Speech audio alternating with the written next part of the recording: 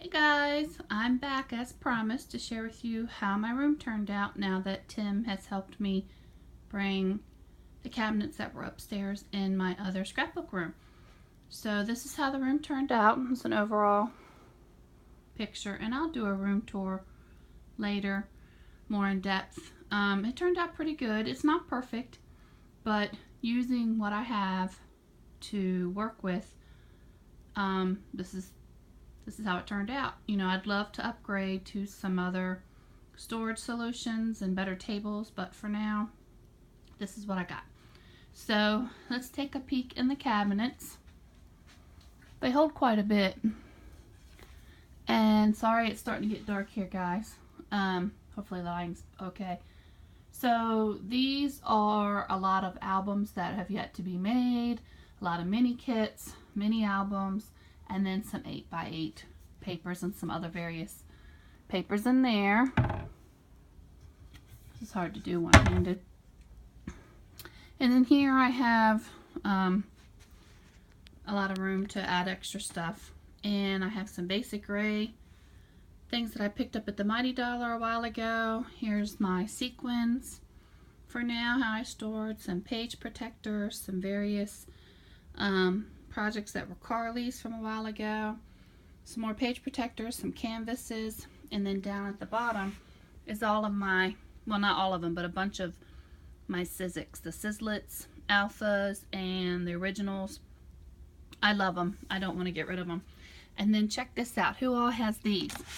Who remembers ordering these from QVC a long time ago before we had all the die machines that we have now? I still have these, and I actually love using them. That's the whole alphabet. So yeah, that was like super cool back in the day. So there's that. I think it turned out pretty good. This other side at the top is a lot of paper. So I have a bunch of different paper kits from various different manufacturers, and there's you know, different collections in there. And then I have a binder full of stencils and then my glass mat. I thought about putting this out on the table, but I don't use it that much, so I'll just leave it in here. I have a box of some completed mini albums. I think those are some CDs with pictures, and of course more paper up there. Lots and lots of paper.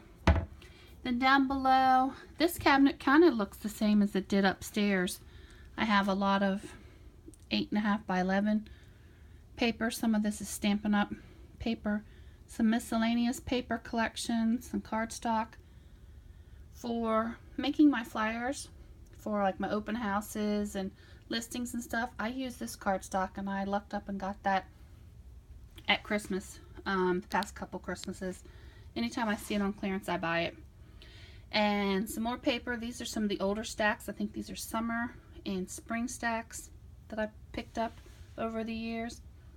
And then down below, these have been very helpful. This is kind of how I used to organize a lot of my stickers and paper, is by theme. So I've got it like all the different seasons, activities of Carly's, you know, family, different family things, weddings, stuff like that.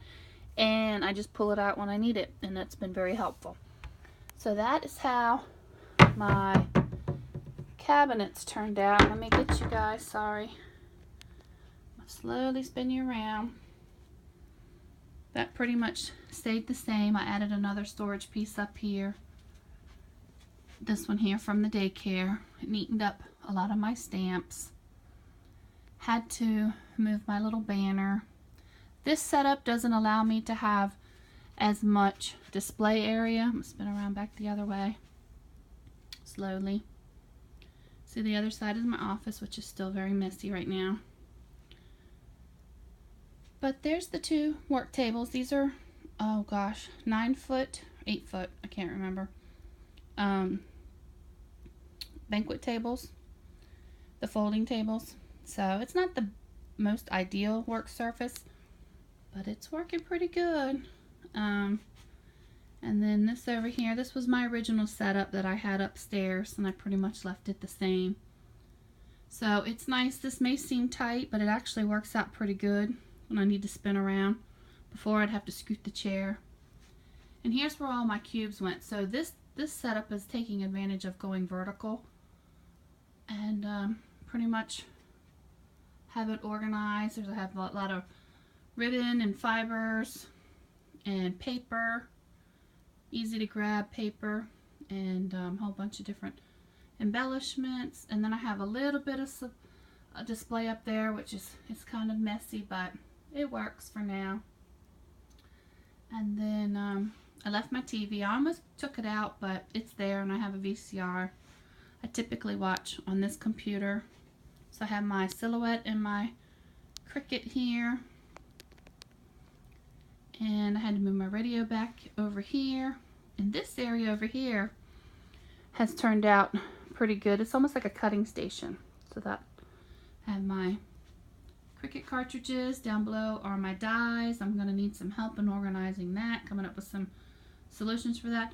And in these cubes are a lot of my other dies in there. So that's turned out pretty good. Over here, these shelves, I use these a lot when I go to like crops. Let me go back over here. When I go to crops, I'll usually take one of these for a weekend crop. So they come in handy for that. So I've got some miscellaneous supplies, and there's some stamps. And then this one's pretty much all Disney type stuff. A lot of Disney paper and Disney embellishments. And up top is a bunch of different Disney stuff. Washi tape, you know, some really cool embellishments that I've picked up over the years. Playing cards that I've bought. Postcards. A bunch of different stuff. That's kind of my little Disney section, and that's how my room turned out so far, guys. And I'm backing up, making sure I don't trip or anything. I'll do a better room tour later, but I just wanted to kind of give you guys an idea of how it turned out. It was a labor of love to move it, because a while back I had the tables here and I moved them, and then I made room for the cabinets. So thanks so much, you guys, for stopping by, and I'll come back shortly. I've picked up a few neat things that I wanted to share. Hope you guys are all doing well, and I'll talk to you soon. Thanks, guys.